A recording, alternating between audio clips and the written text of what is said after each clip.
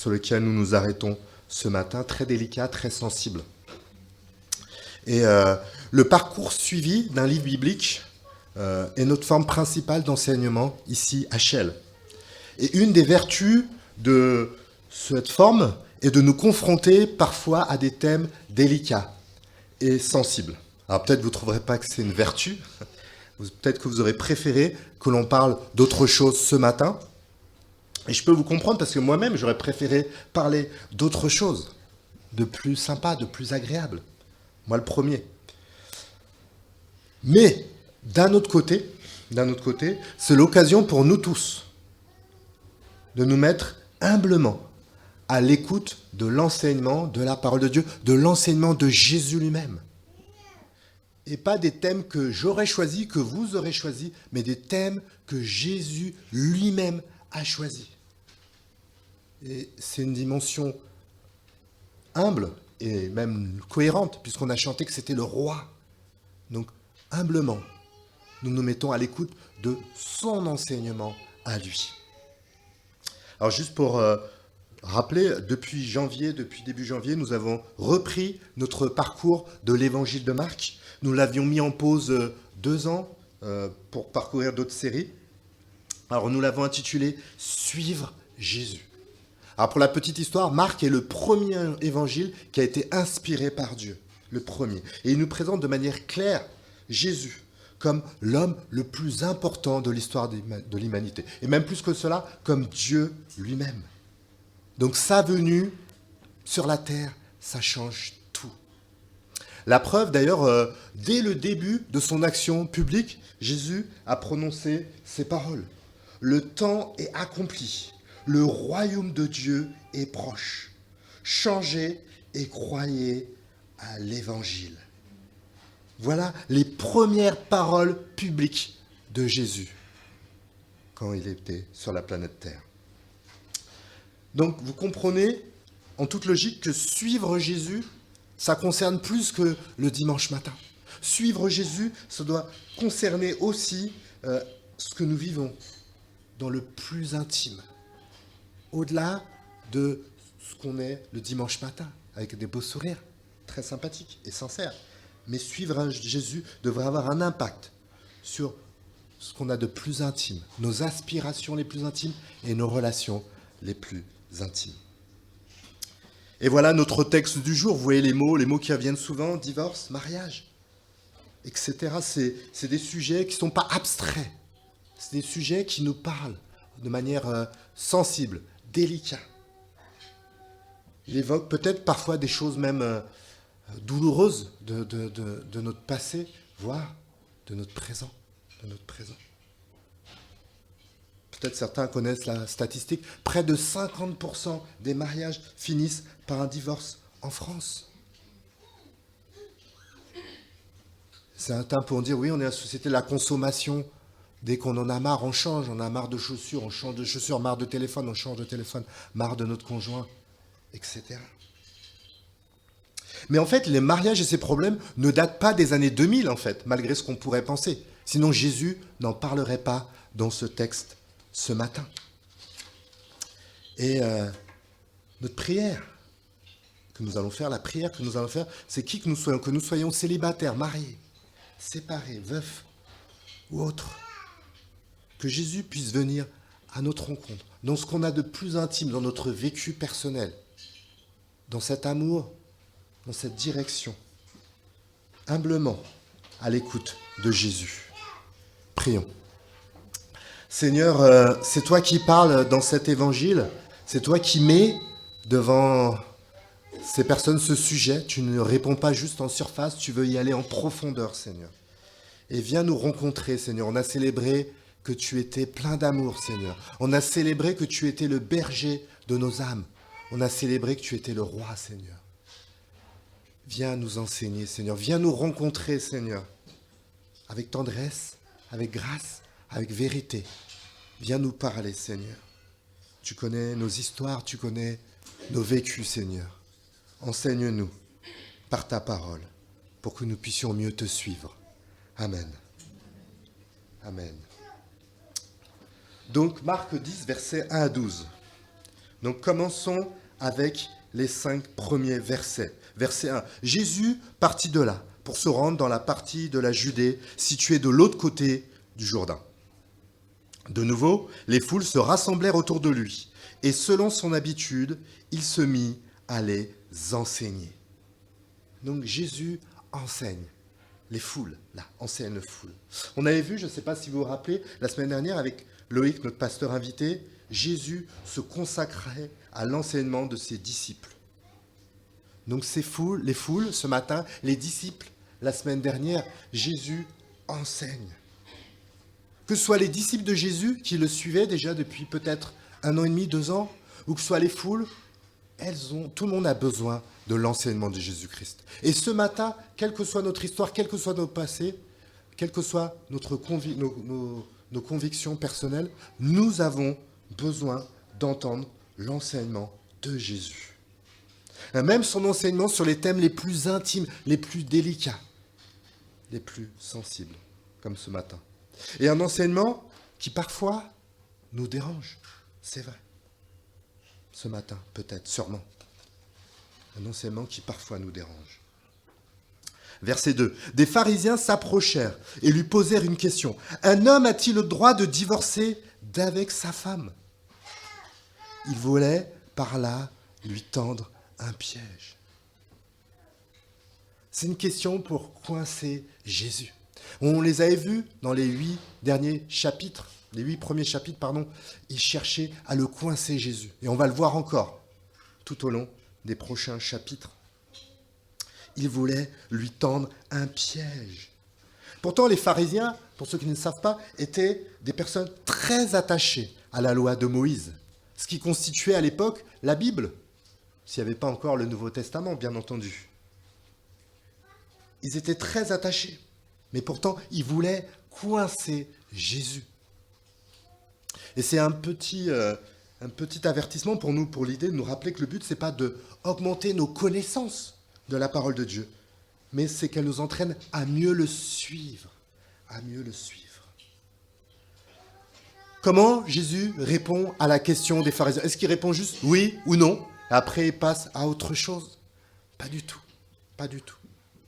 Jésus a une qualité que nous sommes appelés, pourquoi pas à développer sûrement, à ne pas rester juste à ce que l'autre exprime en surface, de factuel, et à essayer de voir en profondeur qu'est-ce qui se cache derrière la question, derrière la remarque que me dit mon prochain. Verset 3. Il leur répondit, « Quel commandement Moïse vous a-t-il donné ?»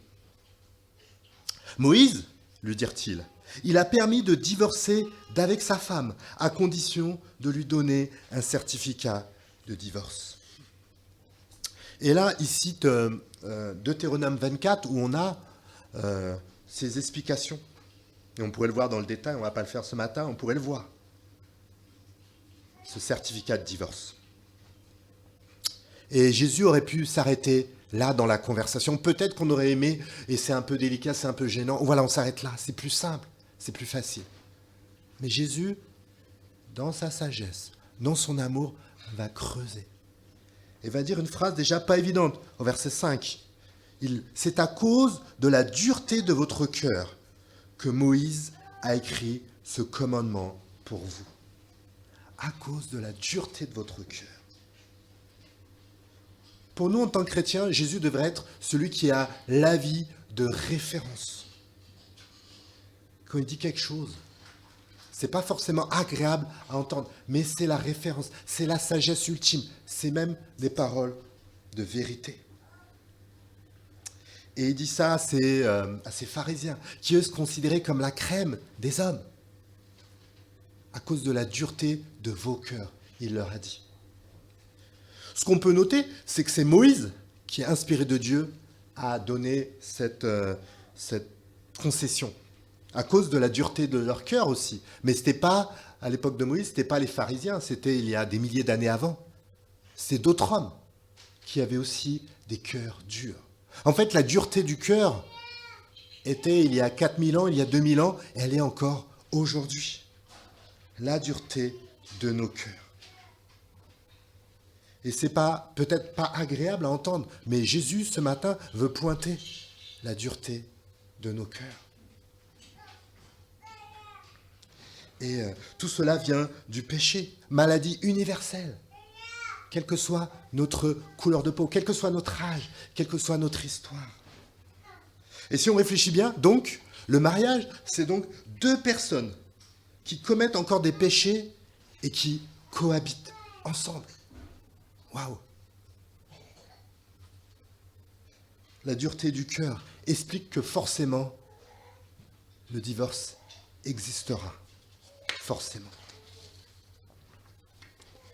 Les pharisiens citent Deutéronome 24, le petit extrait qui les arrange pour trouver une porte d'échappatoire quand le conjoint nous dérange.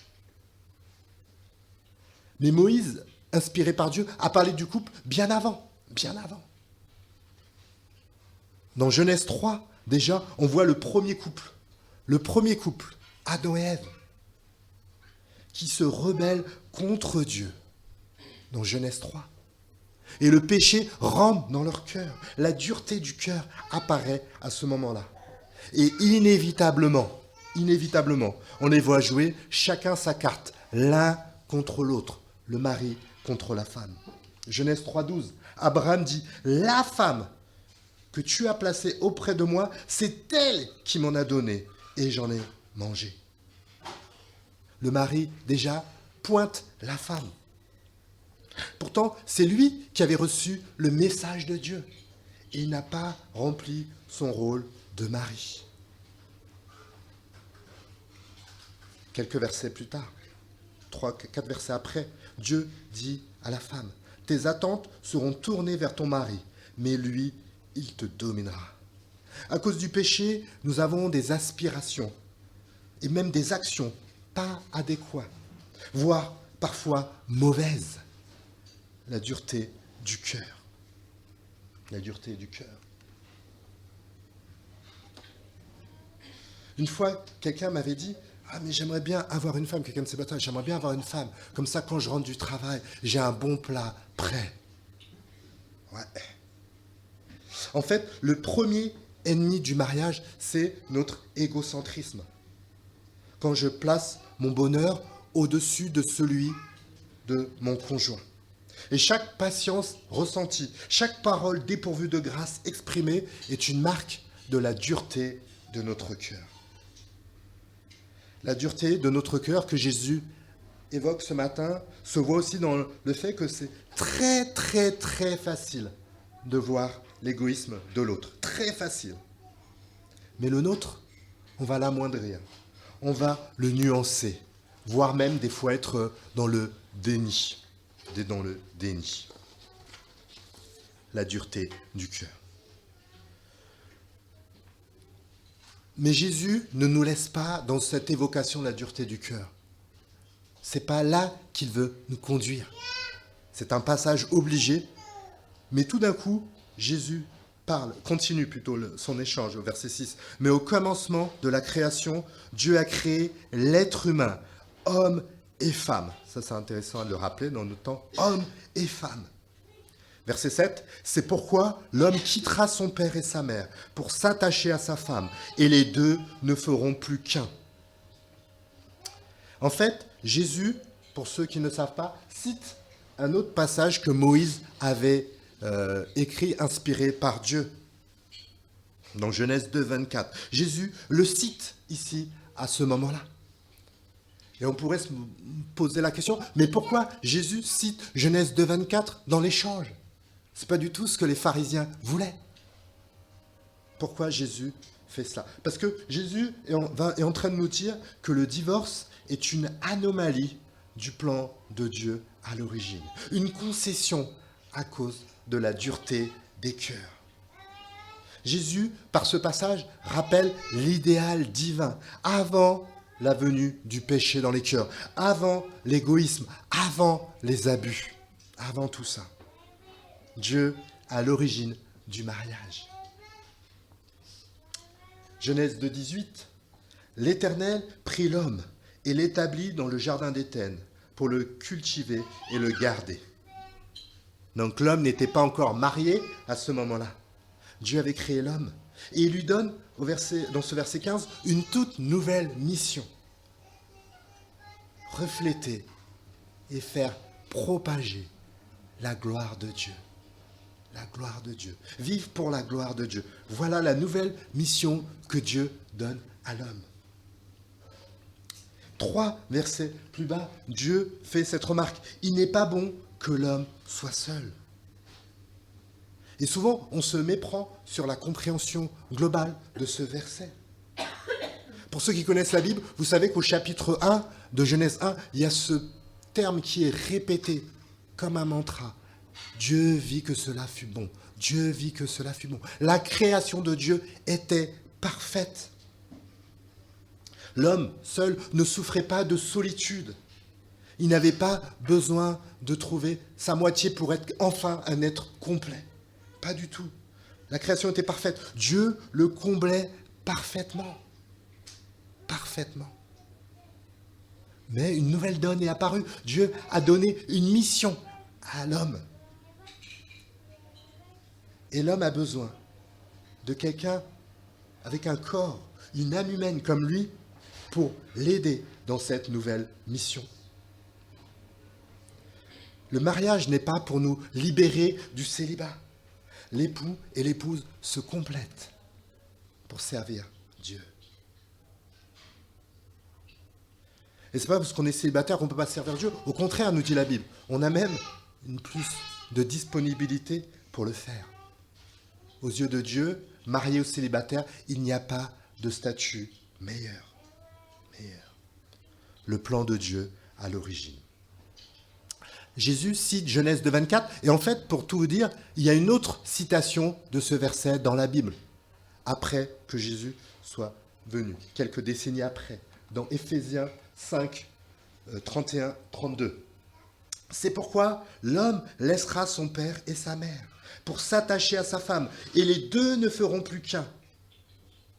Et Paul rajoute, il y a là un grand mystère. Je parle de ce que je viens de dire au sujet de Christ et de l'Église. Les mariages, en fait, avec un petit M, pointent vers le mariage. Christ et l'Église. Tout au long de la Bible, on parle de ce mariage entre Dieu et son peuple. Mais tout au long de la Bible aussi, on voit le peuple de Dieu qui se détourne de son époux. Dans notre texte, on ne s'est pas arrêté sur le verset 1 qui nous disait « Jésus partit de là pour se rendre dans la partie de la Judée située de l'autre côté du Jourdain. » En fait, en conclusion, Jésus va vers Jérusalem, vers la croix, vers la croix. Jésus est venu sur la planète Terre pour sauver son épouse infidèle. Dans son amour que nous avons chanté tout à l'heure, il a donné sa vie pour elle. L'époux parfait, Jésus-Christ. Et si nous reconnaissons la dureté de nos cœurs, humblement, l'union se crée avec lui. Et c'est cette union, c'est cette relation qui devrait être centrale dans nos vies. Le mariage avec un grand M. Et en fait, pour tout vous dire, si nous investissons toute notre énergie, toute notre affection, toutes nos actions dans notre mariage personnel, nous remplaçons quelque part notre mariage, à la place du mariage avec un grand M. Voilà la perspective que nous donne la Bible. Et avoir cette perspective ne va pas nuire à notre couple si nous sommes mariés. Au contraire, l'amour que nous voulons cultiver avec le Christ va transformer nos cœurs. Il va transformer nos relations et donc même notre couple.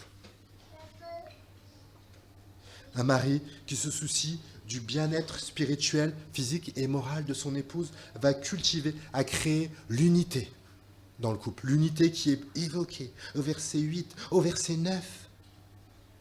Cette unité à cultiver. Et le mariage est le divin moyen pour célébrer l'amour entre un homme et une femme. Pas le concubinage, non, le mariage. Le mariage. Mais Le but ultime d'une union, d'un mariage, est d'être un témoignage merveilleux du mariage entre Christ et l'Église. Et vous comprenez ainsi, si c'est ça le but ultime des mariages humains, vous comprenez ainsi que le divorce viole l'idéal de Dieu. Jésus dit, verset 9, que l'homme ne sépare donc pas ce que Dieu a uni. Suivre Jésus, c'est lui faire confiance, même dans nos choix les plus intimes.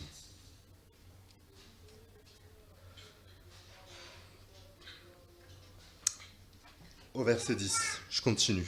De retour à la maison, les disciples l'interrogèrent à nouveau sur ce sujet. Concrètement. Jésus a parlé, Jésus a enseigné, peut-être qu'ils veulent du concret, la conclusion. Soyons concrets. Verset 11. Jésus leur dit, « Celui qui divorce et se remarie commet un adultère à l'égard de sa première femme. Si une femme divorce et se remarie, elle commet un adultère. » Voilà les paroles de Jésus, des paroles pas évidentes, fortes, comme une conclusion de son enseignement ce matin. L'évangile de Marc est le premier évangile, oui, qui nous présente le principe général. Le principe général. Matthieu complétera, l'évangile de Matthieu, il sera écrit plus tard, complétera, mais il redira ce principe général. Les évangiles se complètent. Le divorce n'est pas envisageable pour ceux qui suivent Jésus-Christ. Voilà le principe. La conclusion à retenir ce matin, s'il faudrait retenir quelque chose, vu vers quoi pointe le mariage avec un petit M, le grand mariage avec un grand M, le divorce n'est pas envisageable pour ceux qui suivent Jésus-Christ. Voilà comment Jésus termine son enseignement. Et voilà comment nous aurions pu le terminer ce matin, sur ce principe général. Et ça fait penser un peu à un panneau de limitation de vitesse. Il présente une règle générale. Mais une ambulance qui roule à toute vitesse ne viole pas la loi quand cela correspond à une situation exceptionnelle. Exceptionnelle. Le divorce viole toujours l'idéal de Dieu. Mais parfois, il y a des exceptions. Comme on va le voir dans l'évangile de Matthieu qui cite le même passage. Le même passage, complète avec cette exception. L'adultère. Matthieu 19, verset 9. « Aussi je vous déclare que celui qui divorce et se remarie commet un adultère, nous dit Jésus, sauf en cas d'immoralité sexuelle. » Jésus déclare que le divorce et le mariage, pour quelqu'un qui suit Jésus-Christ, est autorisé en cas d'adultère. Mais là encore, des fois, par la grâce de Dieu, la repentance, le pardon peut faire cheminer petit à petit vers la restauration. Deuxième cas, l'abandon. En fait, à ceux qui viennent d'accepter le message de Jésus-Christ, on a un passage qui leur parle précisément. Et la Bible les encourage à rester avec leur conjoint, même non-croyant. Parce que leur mariage est autant légitime qu'un autre mariage. Absolument. Mais elle rajoute, mais si le conjoint non-croyant est déterminé à demander le divorce, eh bien, qu'il le fasse. Dans ce cas, le frère ou la sœur n'est pas lié. Et c'est vrai que l'abandon, qui des fois n'est pas physique, peut être une vraie question dans un couple. Et Exode 21, que nous n'allons pas voir ce matin, parle d'une femme qui a cette concession parce que son mari ne s'occupe pas des besoins fondamentaux. Mais là encore, dans la grâce, les échanges, les discussions et l'aide extérieure devraient être recherchées quand on pense à l'idéal. Parce que le pardon et la repentance peuvent amener un nouveau départ. Et je terminerai par un troisième cas, l'abus. Est-ce que c'est vraiment un troisième cas? Parce que la violence conjugale est une forme odieuse d'abandon du lien conjugal. Certains parleront aussi de la violence psychologique aussi. En tout cas, à ne pas confondre avec un conflit conjugal normal, entre guillemets, classique, qui arrive dans tous les couples, dans tous les foyers. Et que Dieu donne la lucidité de voir la différence, de voir quand il y a nécessaire protection contre un conjoint qui a irrémédiablement rompu l'alliance du mariage.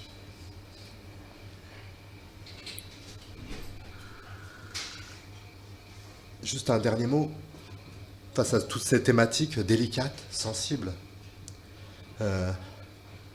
Pour ceux d'entre nous qui sont mariés, pour ceux d'entre nous, nous savons que nous ne sommes ni le mari, ni l'épouse parfaite. Et quelque part, nous avons tous failli, à un degré ou à un autre, d'une manière ou d'une autre, vis-à-vis de notre conjoint. C'est une réalité. Et que dire du mariage avec un grand M? Il nous arrive tous d'être trop centrés sur nous et pas assez sur Jésus. Sur Jésus.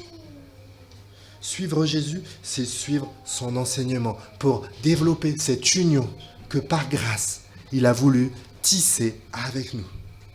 Ce berger, ce roi, ce mari parfait.